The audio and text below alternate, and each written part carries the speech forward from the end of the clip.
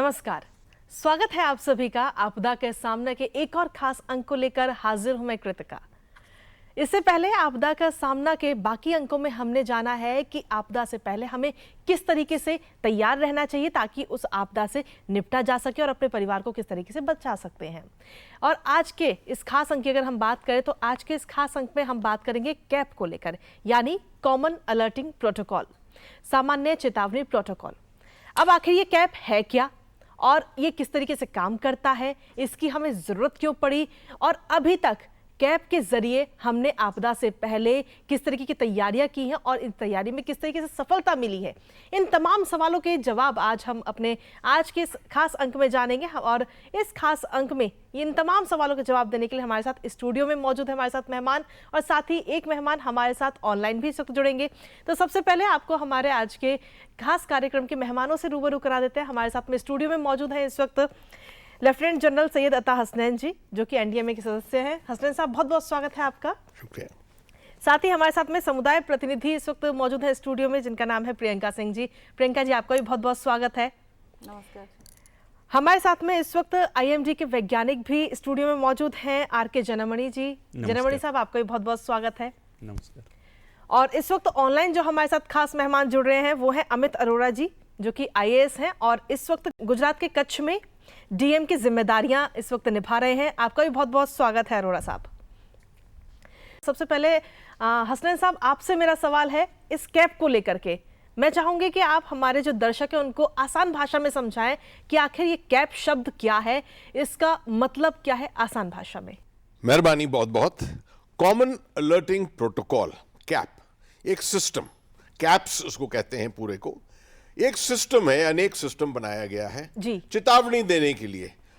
Public को ये मालूम होना चाहिए, महसूस करना चाहिए कि भारत के अंदर बहुत बढ़ोतरी हुई है टेक्निकल नॉलेज की तरफ से चेतावनी लेने के लिए। मतलब पहले से आपको किसी भी आपदा की चेतावनी मिलने के लिए, मगर चुनौती और ज्यादा आगे बढ़ती है जबकि आपको ये खबर पब्लिक तक पहुंचाना, जल्दी से जल्दी पहुंचाना जो है पड़ता है। बिल्कुल।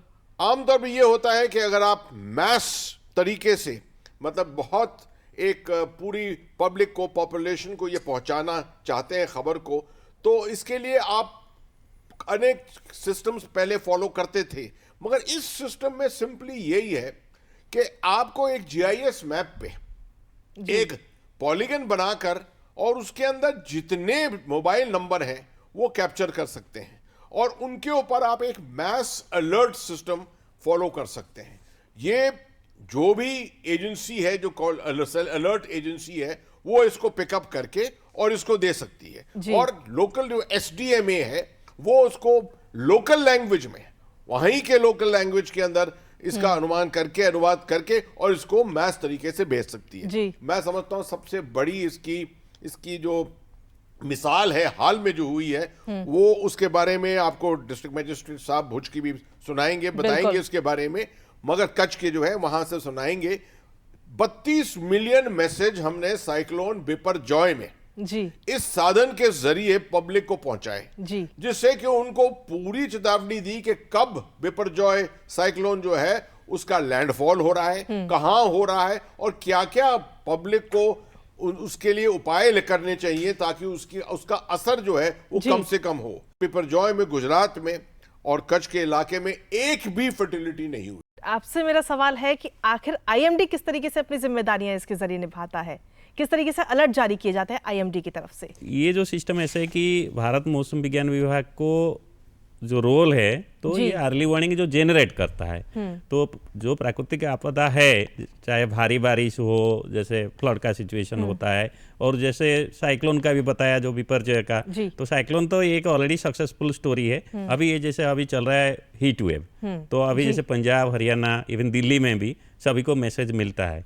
तो मेनली हमारा जो रोल है, हम पॉलीगन ड्रॉ करते हैं, यानी जो जीआईएस मैप है उसमें हम चिन्हट लगाते हैं कि कौन सा एरिया में, जैसे मैं एक उदाहरण के तरफ लिया था जो हीट वेव है, कौन सा लाल कलर का, तो कैसे कौन सा लोगों को पहुंचाना है। तो हम ड्रॉ करने के बाद ऑटोमेटिक, मतलब with in A second state government के थ्रू में, क्योंकि स्टेट गवर्नमेंट इसमें जुड़ा हुआ है, जैसे आप बताया कि जो कच्छ जिला है या कोई भी पार्ट्स, हमारा भारत बहुत बड़ा है, बिल्कुल। तो इसमें ज़्यादा से ज़्यादा लोग, पूरा एरिया जहाँ वो आपदा होने वाला है, चाहे हेवी रेन हो, चाहे कोई भी एक्सट्रीम जी। टेम्परेचर हो, या जैसे हम बोलते हैं बिजली गिरना, वो बिल्कुल। भी इसी में चल रहा है अभी। जी।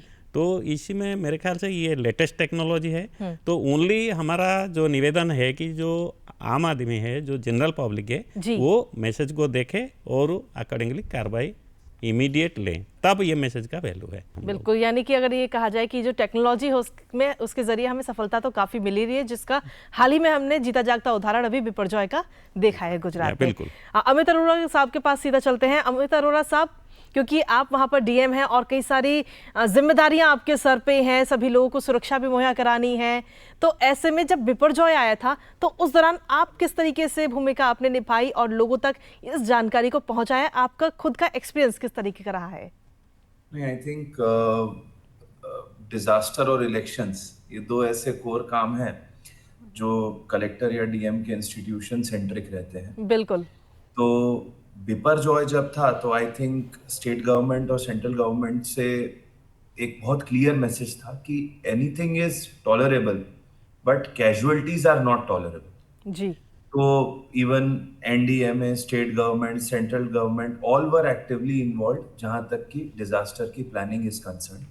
एंड मैं अभी भी बोलता हूं कि जो प्री प्रिपेयर्डनेस होती है उसमें राइट टाइम पे इवैक्यूएशन इज द बेसिक की फॉर मैनेजिंग एनी डिजास्टर। जी। तो अगर आप सही समय पर फोकस्ड लोगों को सही जगह पे सही खतरे से निकाल सकते हैं तो I think that is managing 60% of your disaster. And जिस तरह से पब्लिक में अवेयरनेस आ रही है, एक कोऑपरेशन आ रहा है, एक जानकारी आ रही है, तो जो इवन कॉमन अलर्टिंग प्रोटोकॉल की बात हुई, to hit a person at multiple levels is the only way. तो वो न्यूज़पेपर में भी पढ़ेगा, वो रेडियो में भी सुनेगा, वो उसको दिन में 4 बार एसएमएस भी जाएगा कि भाई जी। आपके एरिया में साइक्लोन आएगा, विंड की वेलोसिटी 120, 130, 150 किलोमीटर पर आवर तक जा सकती है, सी के अंदर स्वेल आएगा। देन उसके बाद हम लोग ने जैसे यहाँ पे किया था कि एक दिन पहले फिर we started sending officers on the ground. हम लोग ने हर 10 गांव पे एक आदमी रखा था जिसका काम जाके गांव के जितने इन्फ्लुएंशियल लोग हैं जी। उनके साथ 2 दिन पहले से मीटिंग करना शुरू कर देना। बिल्कुल। अब जब एक आदमी देखता है कि भाई मुझे सरकार की तरफ से मैसेज भी आ रहे हैं, मुझे टीवी में भी बताया जा रहा है, मुझे न्यूज़पेपर वाले भी यही बोल रहे हैं, तो कहीं ना जी। कहीं वो मेंटली प्रिपेयर होता है अपना घर छोड़ के एक रिलीफ कैंप में जी। 2 दिन के लिए या 4 दिन के लिए शिफ्ट होने के लिए। बिल्कुल। अब ऑफिस में बैठ के बात करना कि हम शिफ्ट कर देंगे, वो कहना आसान होता है, बट जो आदमी अपना घर छोड़ के लिए जा रहा है जी। 2 दिन के लिए, 4 दिन के लिए, उसको खाने का सोचना है, उसको कपड़े का सोचना है, उसके घर में अगर 2-4 गाय भैंस है तो उन जानवरों के चारे पानी का सोचना है उसे। बहुत सारा एक साइकोलॉजिकल प्रिपरेशन लगती है। जी। एंड आई थिंक जो बिपरजॉय में हमारे लिए की रहा वो था कि more than 75,000 people were evacuated. And I think जो अर्ली वार्निंग सिस्टम्स थे, खास मैं एक एग्जांपल कोट करूंगा, एक एनडीएमए की ऐप है जो वेदर फोरकास्ट को मैप करती है ग्राउंड के ऊपर कि विंड वेलोसिटी का जो फोरकास्ट मौसम विभाग आईएमडी देता है वो ऑन ग्राउंड किस विलेज में कितनी विंड वेलोसिटी किस टाइम से वेरी करेगी। जी। आप उससे लिस्ट जनरेट कर सकते हैं। तो for example Nakhatrana taluka is not a coastal taluka, तो कहीं ना कहीं हम लोग उसके लिए मेंटली प्रिपेयर्ड नहीं थे। बट जब हमने आईएमडी का फोरकास्ट देखा, उसकी मैपिंग देखी हम लोग ने एनडीएमए के टूल से ऑन ग्राउंड, तो that also came in our cognizance. So what I am saying is कि टेक्नोलॉजी जैसे जैसे एडवांस हो रही है, लोग जैसे जैसे अवेयर हो रहे हैं, जी। टूल्स जैसे जैसे आ रहे हैं, disaster response is becoming more sharp and more pinpointed. And I think कि ultimately nature is supreme, so जी। all we can do is to mitigate as much as we can. So all these tools, suppose अभी common alerting protocol की बात हुई या even cyclone management systems की बात हुई, तो they have been contributing tremendously जहां जी। तक एक successful management of cyclone जाता है। बिल्कुल, यानी कुल मिलाकर देखा जाए तो तकनीक का सहारा लेकर के हर एक व्यक्ति तक जानकारी समय पर पहुंचे, ये सबसे बड़ी जिम्मेदारी है और इसको पूरी तरीके से निभाया भी जा रहा है। अब इस वक्त हमारे साथ में समुदाय प्रतिनिधि भी इस वक्त बैठी हुई है, प्रियंका जी। अब प्रियंका जी, मेरा सवाल आपसे ये है कि क्योंकि आप RWA के सदस्य हैं, तो जब इन दिनों अगर देखा जाए तो हीट वेव चल रही है, red alert, yellow alert, orange alert जारी किया गया है अलग अलग जगह पर, तो RWA सदस्य होने के नाते आपने किस तरीके से, आपको ये पहले जानकारी कहाँ से मिली और आगे इस जानकारी को कैसे बाकी अन्य लोगों तक आपने पहुँचाया है? हमारे कम्युनिटी में जैसे कि आपने बोला कि कैसे खबर पहुंची, तो पेपर है, न्यूज़पेपर है, आप अखबार के माध्यम से देख रहे हैं, मैसेज भी आ रहे हैं, तो इन माध्यम से सभी को हम सचेत कर रहे हैं कि बाहर ना जाएं। और इससे हम सब लू, जैसे रेड अलर्ट की बात करें, बहुत ज़्यादा गर्मी पड़ रही है, तो इससे कैसे बच सकते हैं, तो इस पे हम उपाय पे सारे कारीगर उपाय कर रहे हैं अपनी सोसाइटी में। बिल्कुल, यानी कि तकनीक तो अपना काम कर ही रही है, लेकिन एक आम व्यक्ति को भी अपनी जिम्मेदारियां निभाने की बहुत ज्यादा जरूरत है। जिस तरीके से अगर इन दिनों की अगर हम बात करें तो हीट वेव चल रही है, तो ऐसे में आप भी अपनी जिम्मेदारी निभाएं और कार्यक्रम का जो ये सिलसिला है वो लगातार जारी है। इस कार्यक्रम में आगे और भी जानेंगे कैप को लेकर के कि आगे किस तरीके से हम जानकारियां लोगों तक पहुंचा रहे हैं जल्द से जल्द। लेकिन वक्त एक छोटे से ब्रेक का है, आप बने रहिए हमारे साथ। मौसम के मुताबिक खान पान बदलना हमारी परंपरा है। हल्का और पौष्टिक भोजन गर्मी के दिनों में सेहत अच्छी रखता है। अधिक पानी की मात्रा वाले मौसमी फल और सब्जियां शरीर को ठंडा रखते हैं। प्याज का सलाद और नमक जीरे वाला कच्चा आम जैसे पारंपरिक उपचार ताप घात को रोकते हैं। ताकत देने वाले प्राकृतिक तरल जैसे ORS, नारियल पानी, नींबू पानी, छाछ, आम पन्ना, मूंग का पानी पिएं। शराब, चाय, कॉफी और सॉफ्ट ड्रिंक टालें। अत्यधिक नमक, मसाले, तला हुआ और उच्च प्रोटीन वाला भोजन टालें। बासी खाना न खाएं। मांसाहारी लोग तले या लाल मांस की जगह भुना हुआ मांस खाएं। अच्छा खाएं, स्वस्थ रहें, सुरक्षित रहें। NDMA द्वारा जनहित में जारी। It is our tradition to change food habits according to the weather. Light and healthy food ensures good health and nutrition during the hottest months. High water content, seasonal fruits and vegetables keep you cool and hydrated. Traditional remedies like onion salad and raw mango with salt and cumin can prevent heat stroke. Drink fluids with electrolytes like ORS, coconut water, lemon juice, buttermilk, aam panna, moong water, etc. Avoid alcohol, tea, coffee and soft drinks. Avoid excessive salt, spices, oily and high-protein food. Do not eat stale food. Non-vegetarians can eat lightly grilled meat instead of fried or red meat. Eat well, stay healthy, stay safe. Issued in public interest by NDMA. और break के बाद एक बार फिर से स्वागत है आप सभी का आज के हमारे इस खास अंक में। और लगातार हम बात कर रहे हैं कैप को लेकर, कॉमन अलर्टिंग प्रोटोकॉल आखिर क्या है, इसकी ज़रूरत हमें क्यों पड़ी, ये किस तरीके से काम करता है और इसकी मदद से कितनी आपदाओं से निपटने में हमें सफलता मिली है, इसको लेकर हम लगातार चर्चा कर रहे हैं। अतः हसनैन साहब, आपको काफ़ी टाइम हो गया NDA में, आप कई सारी जिम्मेदारियाँ यहाँ पर निभा रहे हैं, कई सारी आपदाएँ भी आपने खुद देखी अपनी आंखों से, तो ऐसे में कैप को लेकर के, प्रोटोकॉल को लेकर हम किस तरीके से लोगों तक पहुँचा सकते हैं जानकारी, और अगर देखा जाए तो इसमें और क्या कुछ आगे किया जा रहा है? शुक्रिया बहुत बहुत। मैं समझता हूँ DM साहब ने कच्छ से बहुत बढ़िया तरीके से आपको समझाया इसको, इसकी क्रेडिबिलिटी जो है उन्होंने पब्लिक के सामने रखी। अब ये फेज 1 है जी, इस पूरे प्रोग्राम का, ये एक फेज 1 है जिसके अंदर सिर्फ अभी तक हमने देखा है कि SMS के जरिए ज्यादातर ये पहुंचाए जा रहे हैं और जैसे RWAs के पास पहुंच रहे हैं, ये खबर पहुंच रही है। अब फेज 2 में, फेज 1 में हमने देखा कि SMS का पहुंचना, जब हम बेशुमार मैसेज भेजते हैं तो ये क्यूइंग सिस्टम में बन जाता है और कुछ वक्त लगता है SMS को आपके मोबाइल तक पहुंचने में। बिल्कुल। तो इसको दूर करने के लिए एक नया सिस्टम भी अपनाया जा रहा है, उसको कहते हैं सेल ब्रॉडकास्ट। वो अब अगले फेज में, फेज 2 में उसकी शुरुआत हो रही है और सेल ब्रॉडकास्ट के जरिए ब्रॉडबैंड स्पेस बहुत कम ऑक्यूपाई की जाएगी और आप देखेंगे कि सेकंडों के अंदर जो मैसेज आप दे रहे हैं वो हर मोबाइल के अंदर पहुंच जाएगा। दूसरी चीज, इसमें बड़ी चीज ये है कि जैसे ही आपने ऐसा एक चेतावनी आपने दी तो टेलीविजन के ऊपर, टेलीविजन सिस्टम्स जो है वो थम जाएंगे और उसके ऊपर स्क्रॉल जो है आ जाएगा जी। और टेलीविजन के जरिए भी अब पब्लिक को मालूम हो जाएगा। दूसरी चीज है कि रेलवे स्टेशन पे जितने आपके वहां पर नोटिस बोर्ड्स हैं, इलेक्ट्रॉनिक नोटिस बोर्ड्स हैं, जी। टेलीविजन स्क्रीन्स हैं, सबके ऊपर ये फ्लैश करने लगेगा।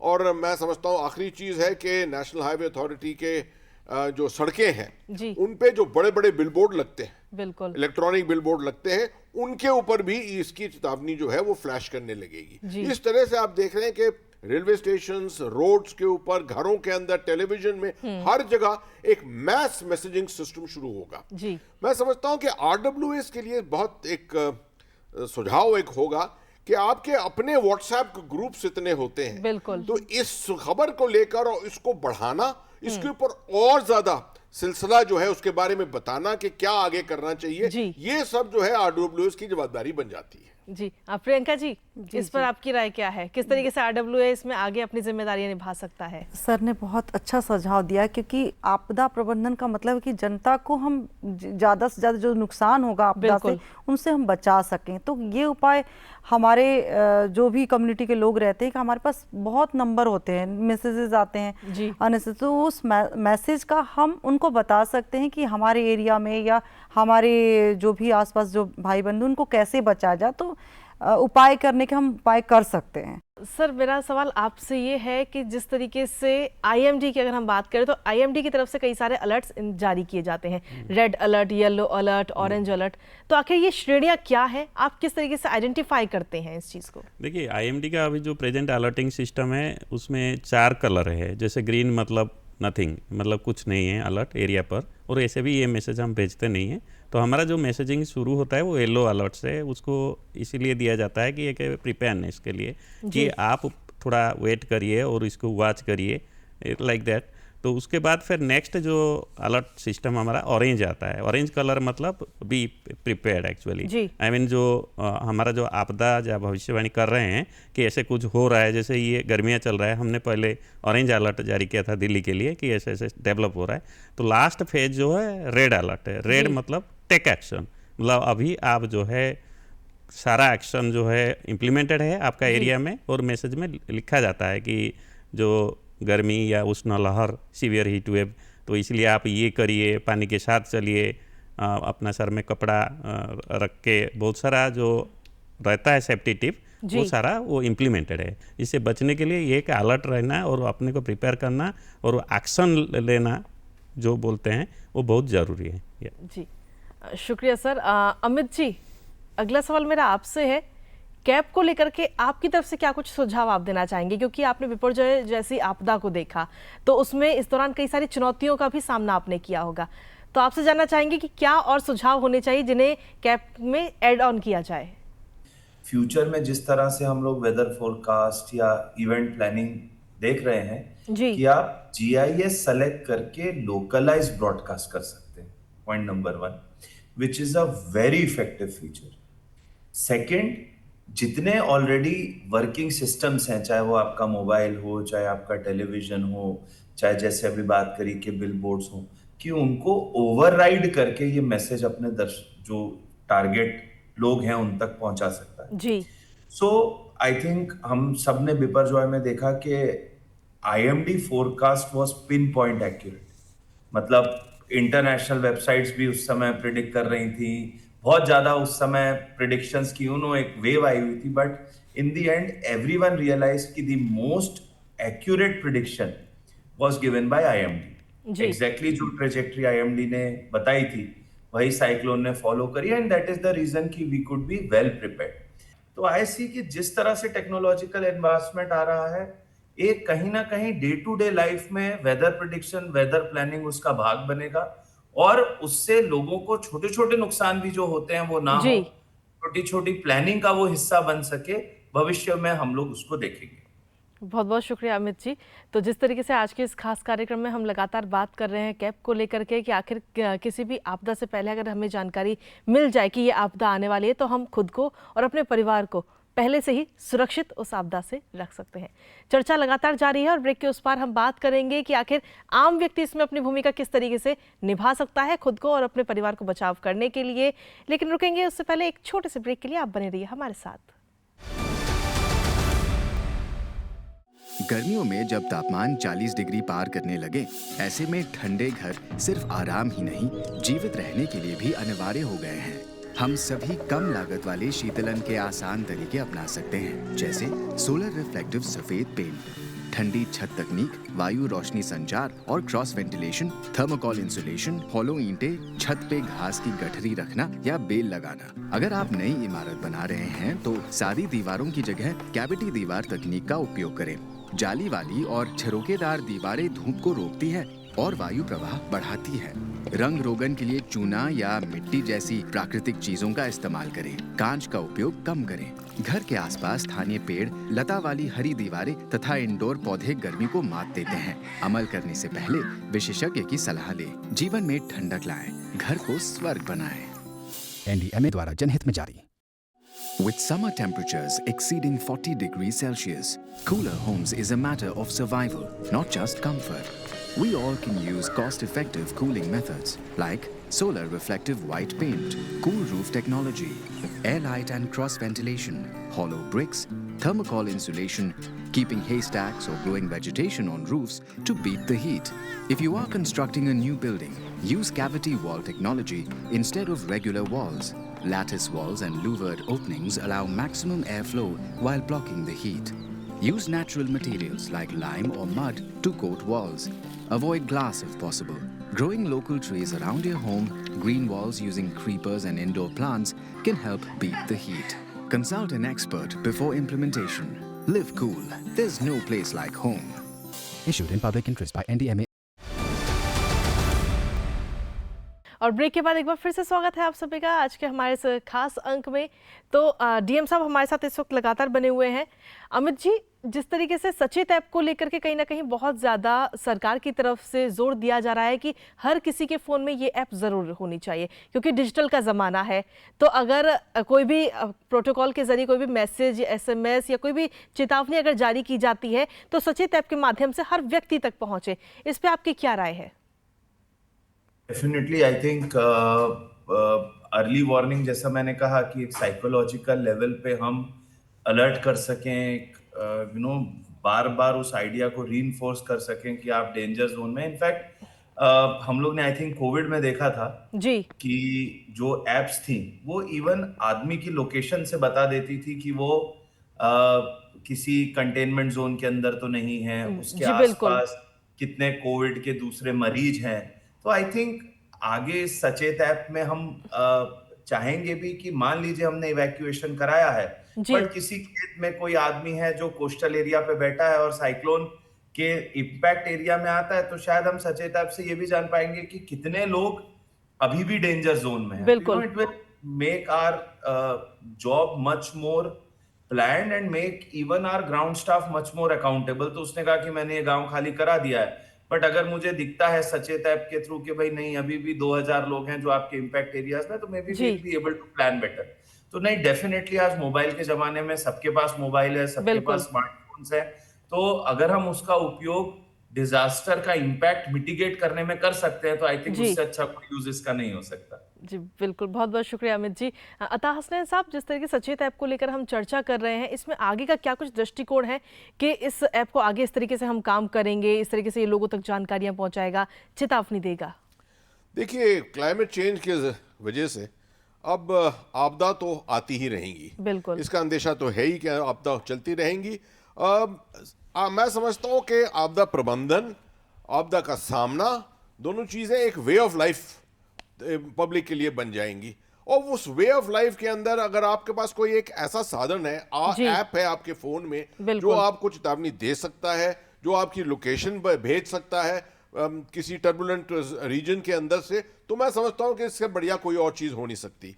मगर प्रॉब्लम यह है कि इसका अवेयरनेस जो है जी वो अभी तक तकरीबन कम है। हम कोशिश बहुत कर रहे हैं इसकी अवेयरनेस जनरेशन के लिए और उम्मीद करते हैं कि 900 मिलियन जो मोबाइल यूजर्स हैं, 900 मिलियन मोबाइल यूजर्स के पास 900 मिलियन ऐसे ऐप होने चाहिए उनके पास, उनके मोबाइल फोन के अंदर, तब हम समझ सकते हैं कि हम बिल्कुल सक्सेसफुल हुए हैं। जी इस तरह की चीजों की तरफ हम बढ़ोतरी अब कर रहे हैं। बहुत बहुत शुक्रिया अता हसनैन साहब। जिस तरीके से देखा जाए जनमणि साहब, तो IMD की तरफ से एक अलर्ट जारी किए जाते हैं, तो आपके लिए एक बेस्ट ऑप्शन क्या रहता है जल्द से जल्द लोगों तक चेतावनी पहुंचाने के लिए? हमारा पास चैलेंज है कि ज़्यादा से ज़्यादा जो आपदा है, पर्टिकुलरली जो मौसम को लेके है, बहुत सारे हैं, जैसे मैंने बताया भारी बारिश है, लाइटनिंग है, और है तो है जैसे उष्ण लहर, हीट वेव है, कोल्ड वेव है, और हिमालयन का क्षेत्र में हैवी स्नो भी है, और ये बहुत सारे आपदाएं हैं। और इसको अगर लोगों तक पहुंचाना है तो सचेत आपका जो यूज है, कोई भी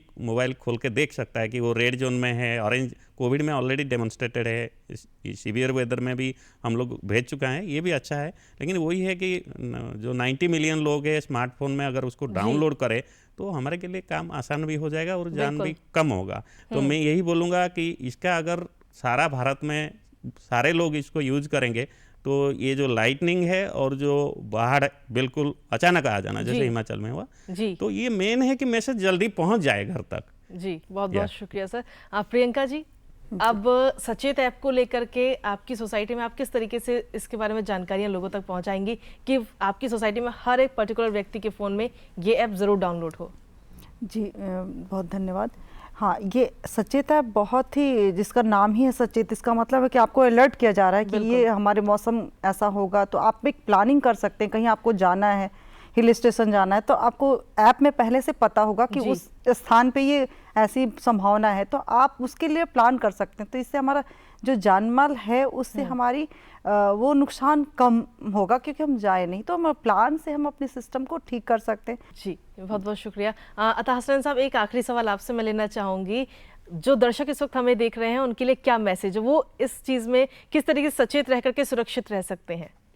देखिए, पब्लिक के लिए मैं ये कहूँगा कि क्लाइमेट चेंज की वजह से इस तरीके के आपदाएं आती ही रहेंगी।